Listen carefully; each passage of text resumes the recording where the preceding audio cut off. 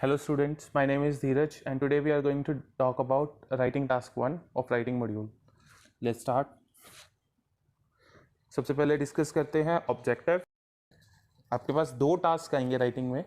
इसके लिए आपको 1 आवर मिलेगा, दैट मीन्स 60 मिनट्स मिलेंगे आपको दोनों टास्क करने के लिए.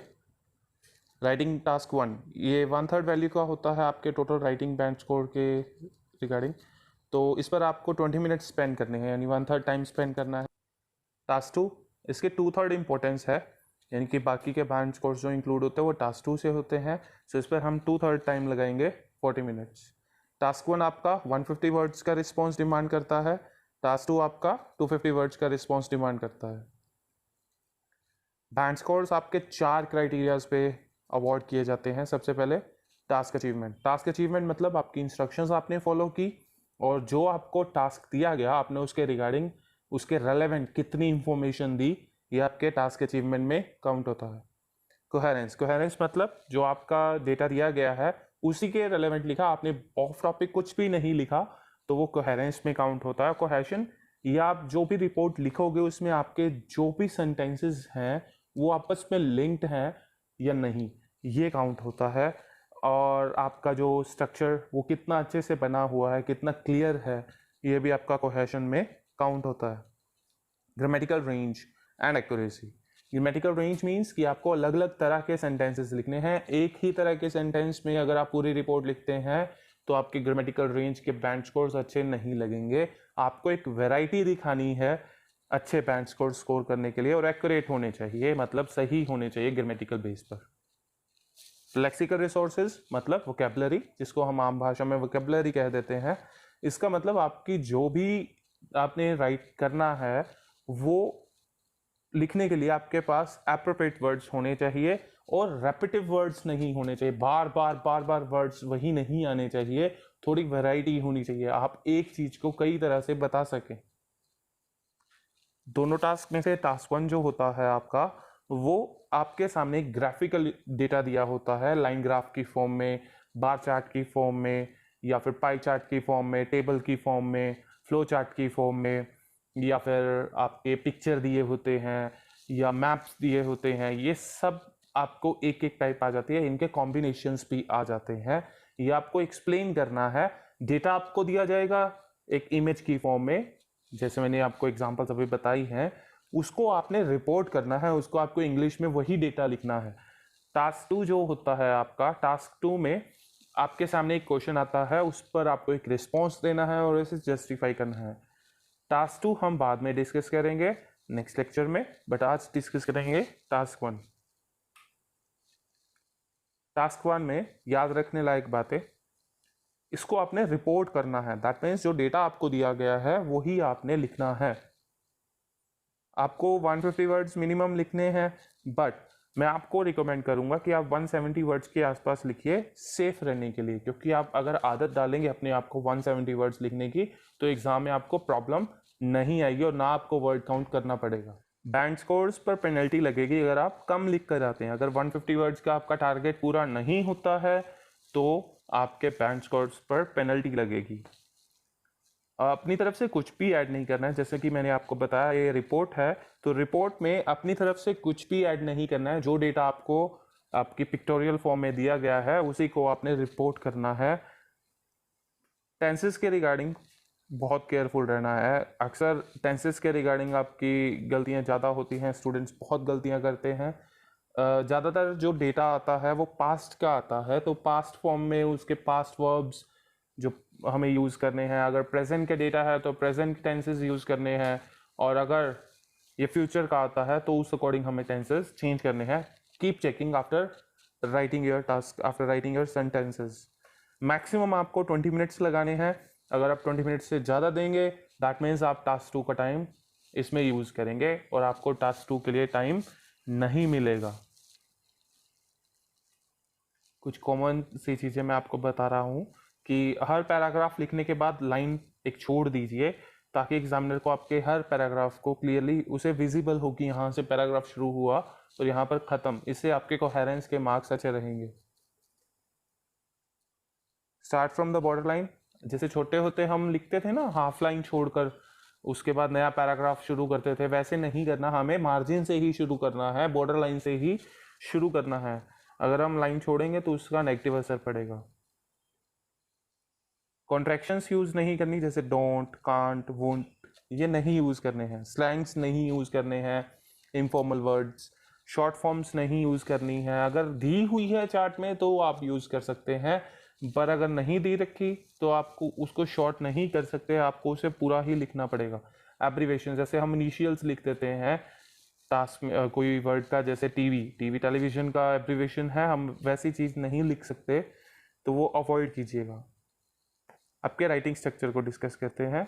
मैं 9 सेंटेंस स्ट्रक्चर रिकमेंड करता हूँ, वैसे कोई भी फिक्स स्ट्रक्चर नहीं है, आप किसी भी तरीके से अपना टास्क लिख सकते हैं, पर एक फिक्स्ड राइटिंग स्ट्रक्चर को अडॉप्ट कर लीजिए ताकि एग्जाम में जाकर आप कंफ्यूज ना हो।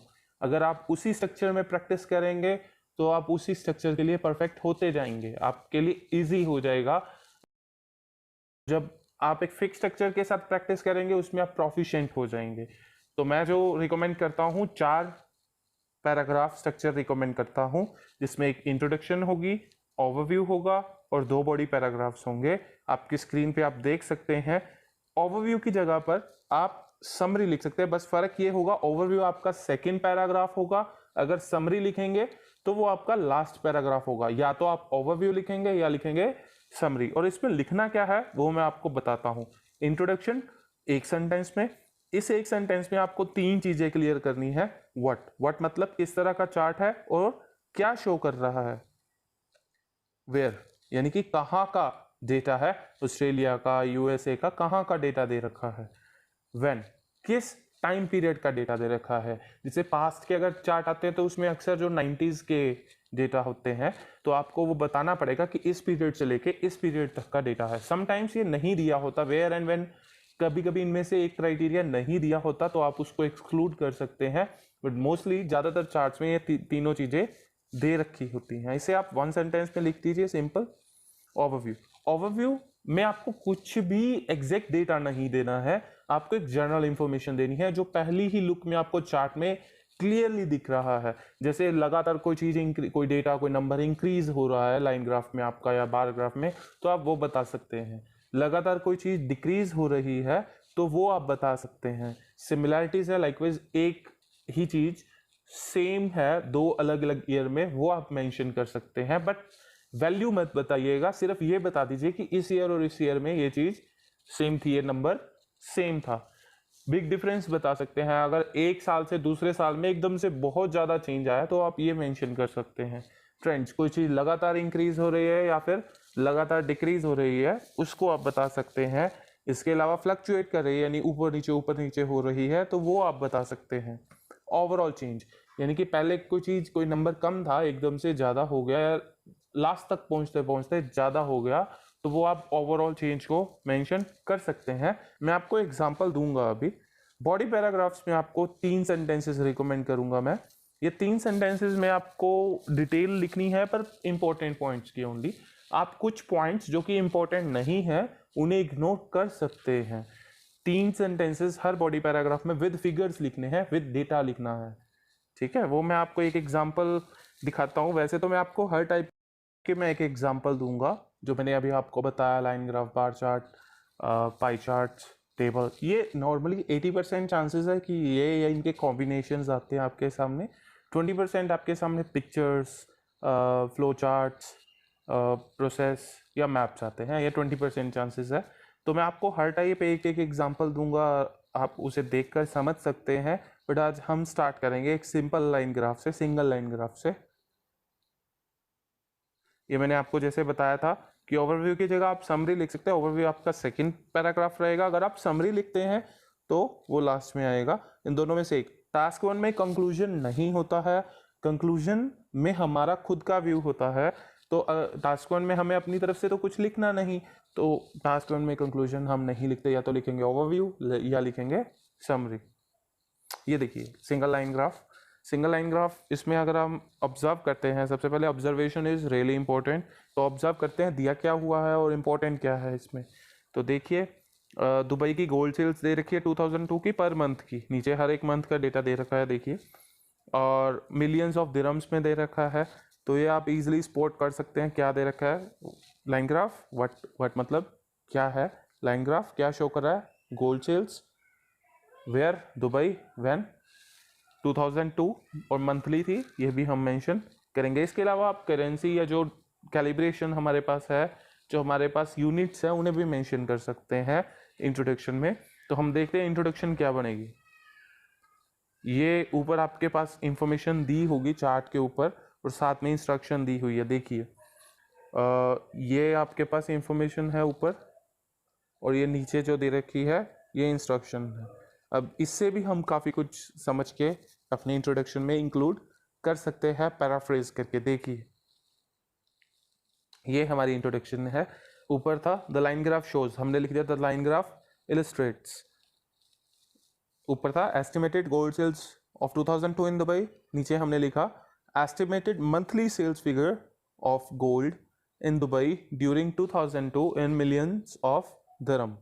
तो ये 18 वर्ड्स की हो गई, that is more than enough. 20 words के आसपास आपकी इंट्रोडक्शन बन जाती है। अब हमें बनाना है ओवरव्यू। देखिए अब उसके लिए हमें ऑब्जर्व करना पड़ेगा।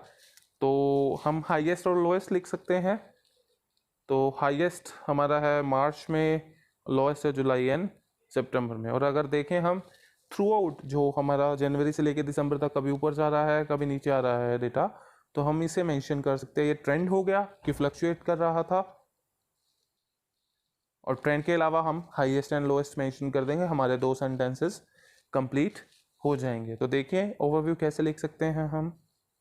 ये देखिए ओवरऑल लिखने के बाद कॉमा, हमें ओवरऑल का ही टाइटल देना है, ना इंट्रोडक्शन का ना बॉडी पैराग्राफ्स का। ओवरव्यू में हमें बताना पड़ेगा कि ये हमारा ओवरव्यू है, तो हमें इसे टाइटल दिया overall comma through out the year. Through out मतलब सारे के सारे ईयर में the figures kept on fluctuating, जो फिगर्स थी वो कभी ऊपर जा रही थी कभी नीचे आ रही थी, वो केप्ट ऑन फ्लक्चुएटिंग, वो फ्लक्चुएट करती रही।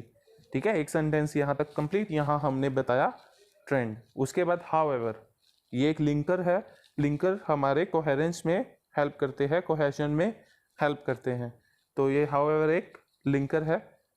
However comma the most successful period in gold trade, सबसे सक्सेसफुल पीरियड जो गोल्ड ट्रेड का था, गोल्ड बिजनेस का था, वॉज मंथ ऑफ मार्च। मार्च का मंथ, मार्च का महीना सबसे सक्सेसफुल था बिजनेस के लिए। Whereas it, whereas भी क्या है, एक लिंकर है, ये ऑपोजिट बताने के लिए है। वेयर एज इट सफर्ड, जो गोल्ड का बिजनेस था, suffered a significant downfall in July and September. देखिए ये हाईएस्ट कब था, मंथ ऑफ मार्च में, वो हमने मेंशन कर दिया। फिर एक कॉन्ट्रास्टिंग लिंकर लगाकर बताया कि ये सबसे नीचे कब आया, जुलाई एंड सितंबर में। तो हमारा ओवरव्यू में 2 सेंटेंसेस आ गए हैं और ये 31 वर्ड्स के अप्रॉक्सीमेट हो गया। तो हमारे जो टोटल वर्ड काउंट हो गया वो अप्रॉक्सीमेट 50 का हो गया है। That is more than enough for these 2 paragraphs. अब हमें लिखने हैं बॉडी पैराग्राफ्स। बॉडी पैराग्राफ्स में हमें क्या मेंशन करना है, इसमें हम बेसिकली चेंज ओवर टाइम यानी इंक्रीज और डिक्रीज मेंशन करने हैं, या फिर हमें कंपैरिजंस करने हैं, कोई चीज़ हायर थी, लोअर थी, या हाईएस्ट थी या लोएस्ट थी। तो ये थ्रू आउट हम कैसे करेंगे, जब भी टाइम पीरियड वाले चार्ट्स आते हैं, जैसे इसमें जनवरी से लेकर दिसंबर तक का टाइम दे रखा है, तो इसे हम क्रॉनिकल ऑर्डर यानी कि पहले वाले मंथ को पहले मेंशन करेंगे और बाद वाले को बाद में। इससे हम इंक्रीज डिक्रीज लिख पाएंगे। तो हम स्टार्ट किससे करेंगे, हम स्टार्ट करेंगे जनवरी से। जनवरी के बाद फरवरी में कुछ खास चेंज नहीं था, तो हम यूँ लिख सकते हैं कि स्टार्टिंग के कपल ऑफ मंथ में ये 200 मिलियन से ऊपर थी गोल्ड सेल्स। उसके बाद हम बताएंगे कि फरवरी से मार्च में ये इंक्रीज होकर अपने हाईएस्ट पॉइंट, पीक पॉइंट पर पहुंच गई। ठीक है, उसके बाद हम क्या बता सकते हैं, यहाँ तक हमारे 2 पॉइंट्स हो जाएंगे। अब अप्रैल मई जून, यहाँ कुछ इंपॉर्टेंट नहीं है बताने वाला, ये लगातार नीचे आ रही है, तो हम बताएंगे जुलाई। तो हम क्या बताएंगे कि मार्च से लेकर जुलाई में ये जो गोल्ड रेट था वो नीचे आ रहा था और जुलाई में ये सबसे कम था। तो हमारे यहाँ तक 3 पॉइंट्स कंप्लीट हो जाएंगे। वैसे भी आप जो अपना चार्ट है, अपना ग्राफ है, उसे अगर टाइम पीरियड दे रखा है तो उसे टाइम के बेस पे डिवाइड कर सकते हैं, हाफ ईयर पहले और हाफ ईयर बाद में। तो जुलाई से लेकर जो बाकी का डेटा है वो हम लिखेंगे सेकंड बॉडी पैराग्राफ में। एक बार हम फर्स्ट बॉडी पैराग्राफ देख लें कैसे लिखा है। देखिए फर्स्ट बॉडी पैराग्राफ स्टार्ट होता है, sales figures were consistently above 200 million dirhams in initial months.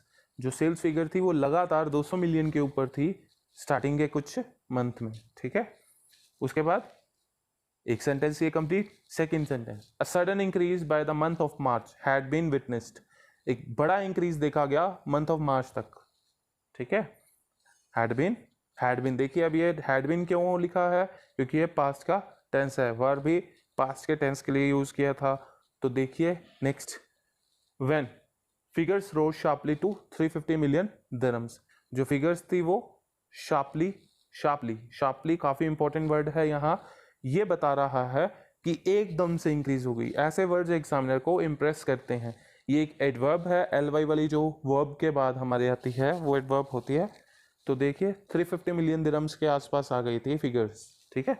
तो यहाँ हमारा हो गया दूसरा सेंटेंस कंप्लीट। अब तीसरा सेंटेंस जो हमने फॉल की बात की थी वो देखिए, between the month of April and July sales kept falling and reached its lowest level of around 100 million dirhams। जो सेल्स फिगर थी वो नीचे गिरती रही और कहाँ आ गई, सबसे निचले स्तर पर आ गई 100 मिलियन दिरहम्स के, ठीक है। नेक्स्ट देखिए, ये 52 वर्ड्स का हो गया, हमारे 3 सेंटेंसेस कंप्लीट हो गए। तो हमारा टास्क का फर्स्ट बड़ी पैराग्राफ कंप्लीट हो गया, ठीक है। अब यहाँ पर क्या लिखना है हमें आगे, टास्क 2 बॉडी पैराग्राफ 2 लिखना है हमें। तो उसके लिए बचे हुए मंथ्स को हम कवर अप करेंगे। देखिए अब कौन कौन से मंथ्स बचे हैं हमारे पास। जुलाई से अगस्त में थोड़ी रिकवरी, थोड़ा ऊपर गया था। जुलाई से अगस्त में ये थोड़ी सी रिकवरी आई थी, बट फिर दोबारा नीचे आ गया। और लास्ट में सितंबर से अक्टूबर के बीच में ये थोड़ा सा फिर कवर अप हुआ, थोड़ा सा फिर रिकवरी हुई, और लास्ट के 2 मंथ नवंबर एंड दिसंबर में 200 मिलियन के आसपास रहा। तो देखिए ये हम कैसे लिख सकते हैं, after following a period of downfall a recovery in sale was recorded in the month of August. अब देखिए ये आफ्टर पिछले बॉडी पैराग्राफ से हमें कनेक्ट कर रहा है, ये एक लिंकिंग बना रहा है, हमारे कोहेशन के मार्क्स को ऐड कर रहा है। देखिए after following a period of downfall, यानी कि डाउनफॉल आने के बाद a recovery in sale was recorded in the month of August, मतलब अगस्त में रिकवरी आई, rising from around 100 million dirhams, 100 million dirhams के आसपास से लेकर टू ओवर 200 मिलियन दिरहम्स। ये कहाँ पहुंच गई, 200 मिलियन दिरहम्स के ऊपर, ओवर पहुंच गई। उसके बाद ये हमारा फर्स्ट सेंटेंस कंप्लीट हो गया। अब second sentence, this was followed by, अब अगेन फॉलोड मतलब इसको फॉलो किया by a drop of approximately 100 million dirhams in September. अगस्त के बाद फिर से एक ड्रॉप आया 100 मिलियन दिरहम्स का, कब, सितंबर में। And a jump of near about 70 million dirhams in the following month. फिर सितंबर का जो फॉलोइंग मंथ है वो है अक्टूबर, उसमें कितने का इंक्रीज आया, जंप आया, वो आया 70 मिलियंस के आसपास का, ठीक है। तो लास्ट में अब नवंबर एंड दिसंबर बचे, तो उसके लिए last sentence, the last couple of months sales remain stagnant near 200 million dirhams. जो सेल्स थी वो 200 मिलियन के आसपास रही।